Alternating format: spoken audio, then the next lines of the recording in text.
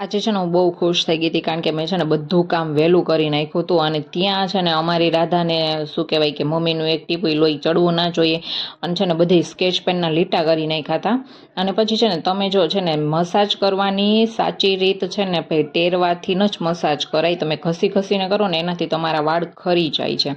પછી ભૂખ લાગી હતી તો થોડોક નાસ્તો કરી લીધો અને છે ને આ મેં છે ને કોઈ બી ભરેલું શાક બનાવવાનું હોય ને એની માટેનો મસાલો બનાવ્યો છે, જેમાં મેં ચવાણું, માંડવીના દાણા, ચણાનો લોટ અને બધા બેઝિક મસાલા પ્લસ આમચૂર પાવડર અને ખાંડ ને એવું બધું નાખી અને સરસ મજાનો બનાવી નાખ્યો હતો. અને હું આને છે ને 3 થી 4 મહિના સુધી સ્ટોર કરી રાખું છું, કંઈ જ નથી થતું અને મસાલો ભાઈ એક નંબર બને છે. અને પછી છે ને થોડા ઘણા મસાલા હતા જે ખૂટી ગયા હતા એ બધા લઈ આવી હતી. અને પછી જો આ સરસ મજાનું ક્યુટ મારું છે ને નમકનું જાર છે, મને આ બહુ જ ગમતું હતું. અને છે ને બધા એમ કહેતા હોય કે કાચના જારમાં છે ને નમક રખાય, એમ તમે રાખો છો કે નહીં કહેજો. અને જો અમારી રાધાને છે ને ભાઈ રમત મળી જાય ને નખરા મળી જાય ને એટલે પૂરું, એને બીજું કંઈ જ ન જોઈએ. અને આખો દિવસ બસ એને આવી રમત જ કરવી હોય.